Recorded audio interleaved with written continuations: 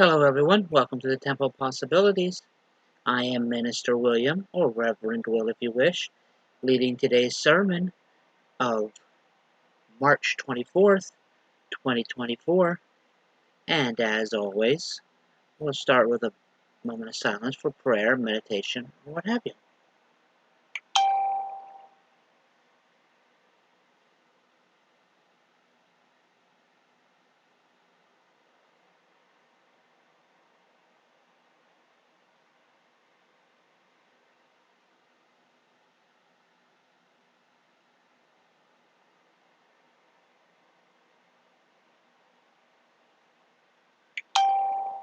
All right, thank you.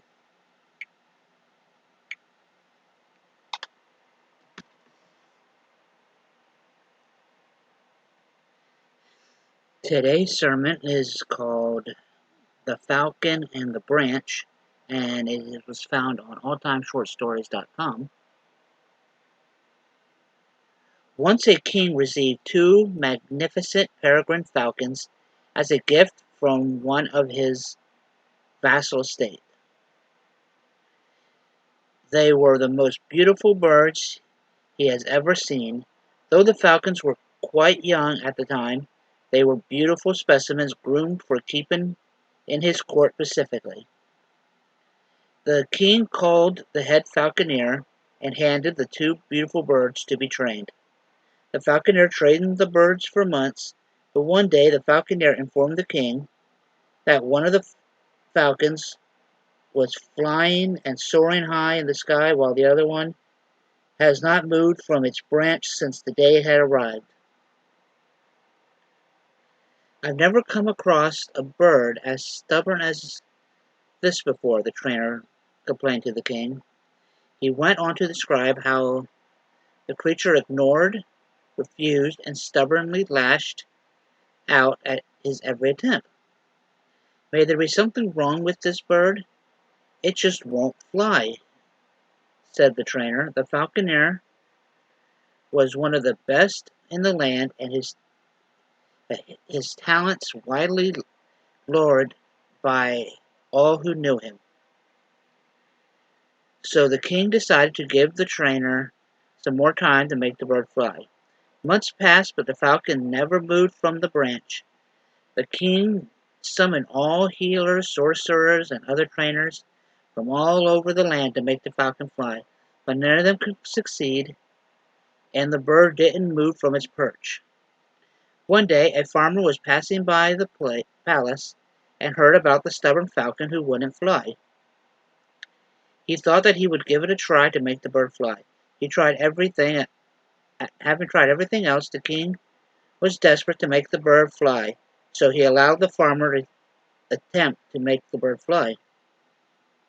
The next morning, the king was thrilled to see the two magnificent birds soaring through the sky from his balcony.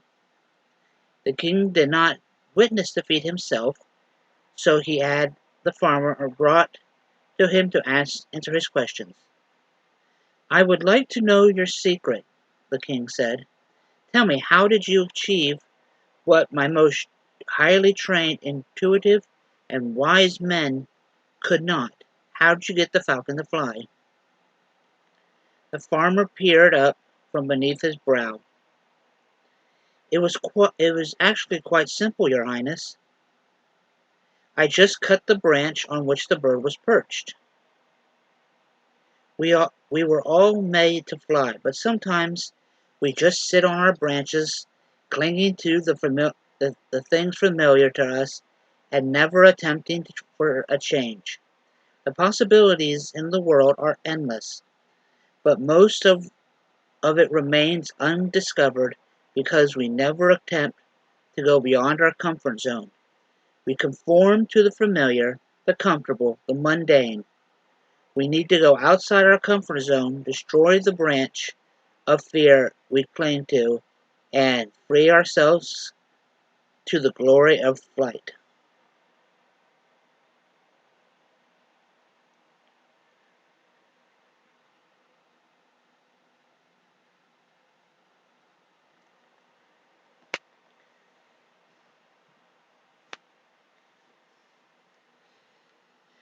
So many people refuse to change because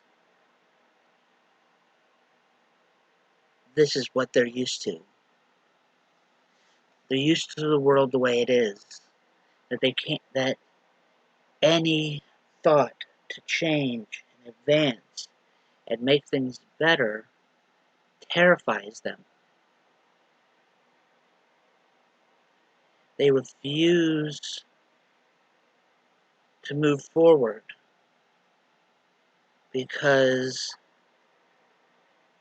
what they grew up with, the past, what they know, is so much more comfortable. They know what to expect from it. That even making things better feels like a death threat, death sentence, because they're not used to it.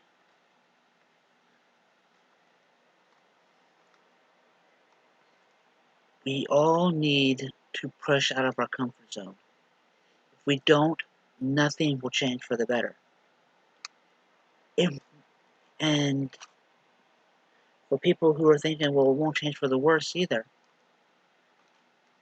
which that is true, but we can't just sit around and let things stay as they are. Some things need to change, and we can't let comfort and what we're comfortable with and what we know stop us from making things better.